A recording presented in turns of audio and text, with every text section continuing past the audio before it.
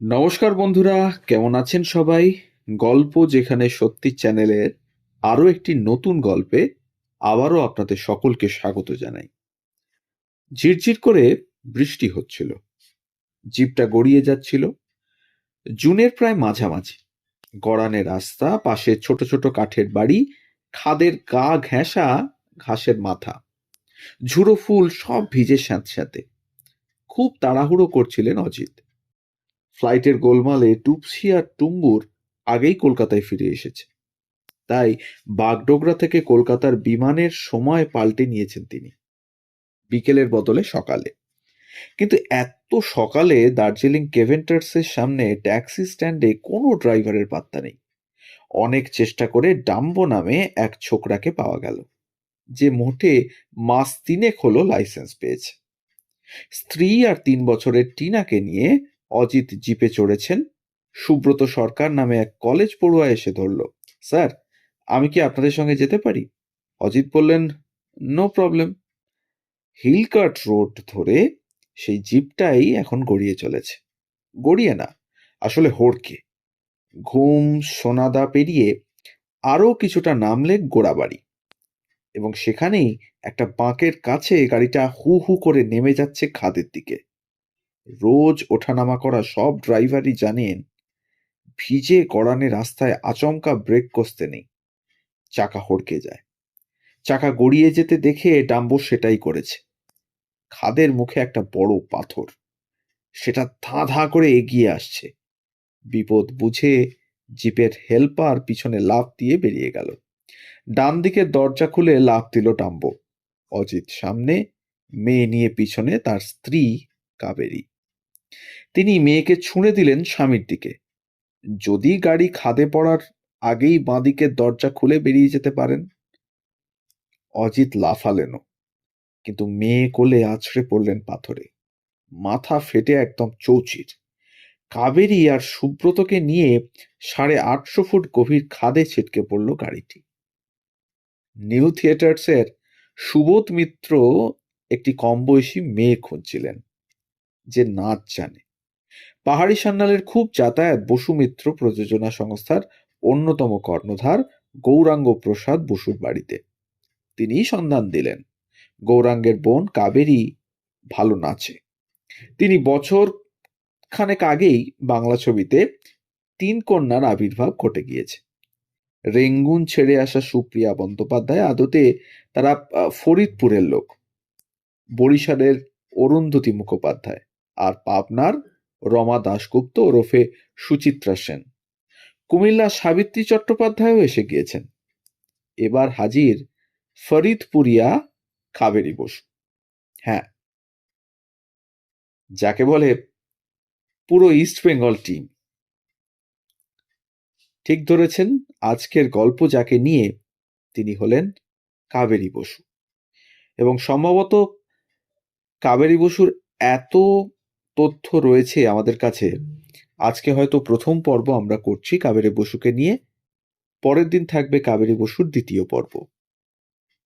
26শে August বীণা, বসুশ্রী এবং শ্রী প্রেক্ষাগৃহে মুক্তি পাবে সত্যজিৎ রায়ের পথের পাঁচালী। তার আগেই 8ই মার্চ দর্পণা ও পূর্ণ সিনেমায় রিলিজ করল অরোরা ফিল্মসের রায়কমল, তারাশঙ্কর বন্দ্যোপাধ্যায়ের গল্প এবং পঙ্কজ মল্লিকের সুর, সঙ্গে উত্তম কুমার, সাবিত্রী আর নামজাদা চন্দ্রাবতী দেবী, নীতিশ মুখোপাধ্যায়।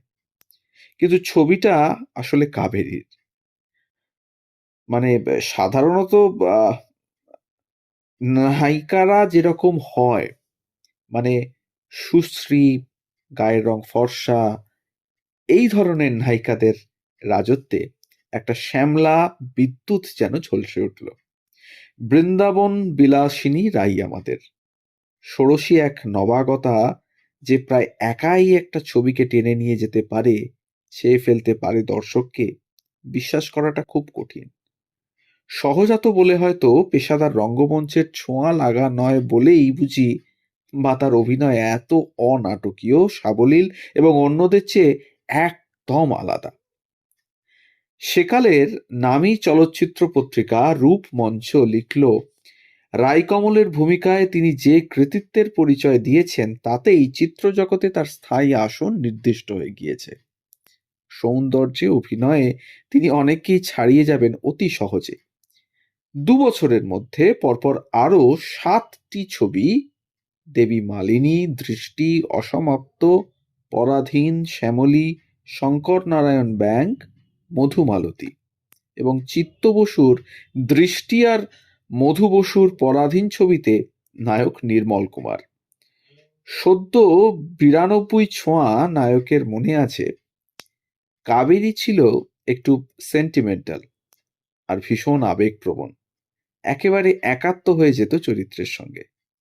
আসলে খুব সহজেই অনেকের আপন হয়ে উঠেছিল ছটফটে মেয়েটি।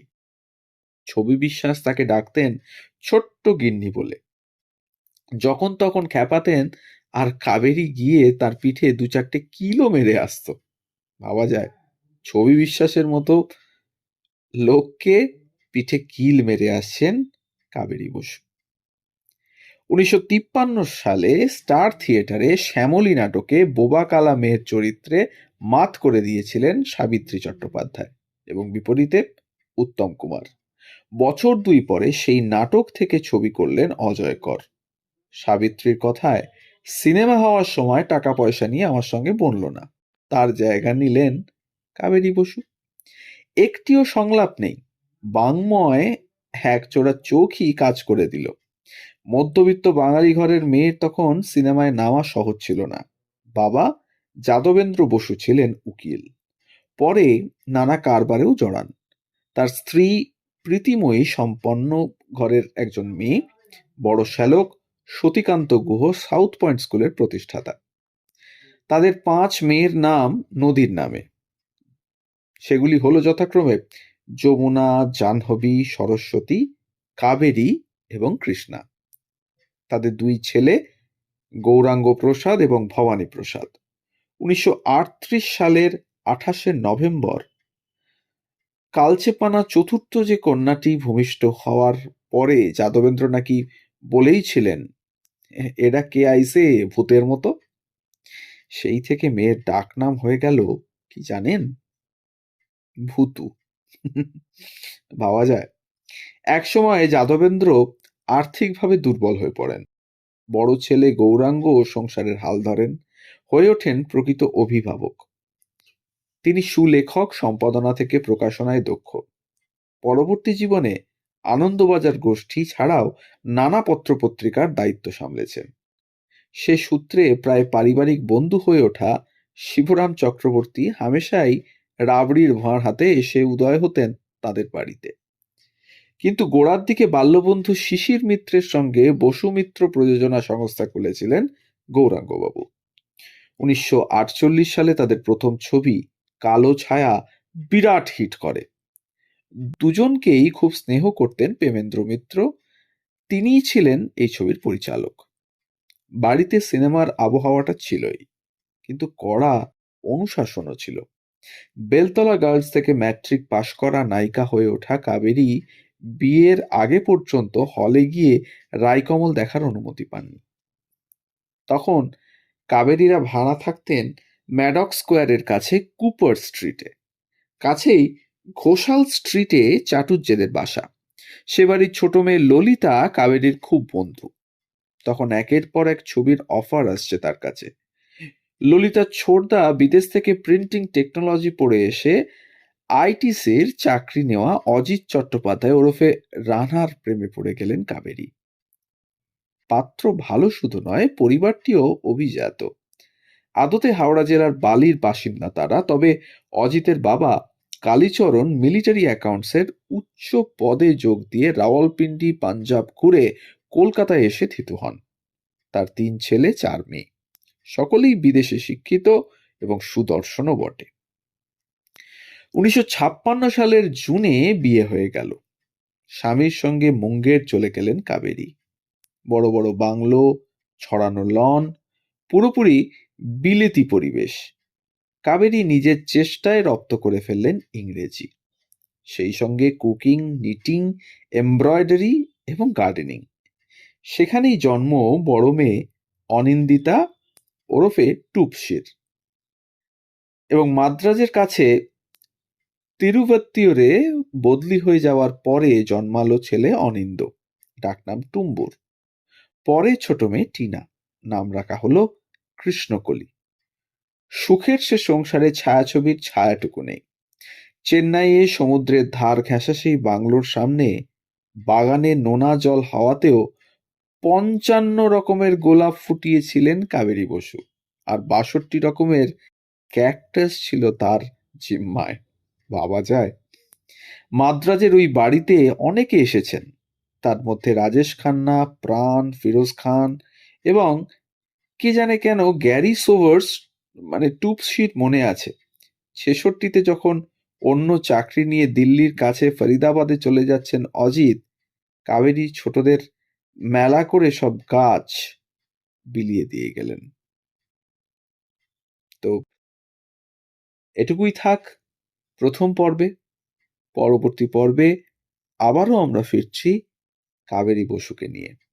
তাই যাওয়ার আগে আবারও মনে করিয়ে দিই, যদি আমাদের চ্যানেলের নতুন হন তাহলে অবশ্যই আমাদের চ্যানেলটিকে সাবস্ক্রাইব করে একটু পাশে থাকবেন, বেল আইকনটিকে প্রেস করে নেবেন যাতে পরবর্তী গল্প খুব তাড়াতাড়ি আপনাদের কাছে পৌঁছে যায় তার জন্য। আর যদি ভালো লাগে আমাদের গল্প তাহলে একটা লাইক, একটা কমেন্ট আর একটু শেয়ার করে দেবেন আমাদের গল্পগুলো, যাতে আমরা আরো মানুষের কাছে পৌঁছে যেতে পারি। যদি মনে হয় আমাদের আগেকার কিছু গল্প আপনারা দেখতে চান তাহলে প্লে লিস্টে গিয়ে ক্লিক করবেন, বা ডেসক্রিপশন বক্সের আরো কিছু গল্পের লিংক দেওয়া আছে, সেখান থেকেও আপনারা দেখে নিতে পারেন। তাহলে সবাই ভালো থাকুন আর শুনতে থাকুন গল্প যেখানে সত্যি। আমরা থাকছি প্রতিদিন ঠিক সকাল ৯টা থেকে ৯টা ৩০ মিনিট। ধন্যবাদ।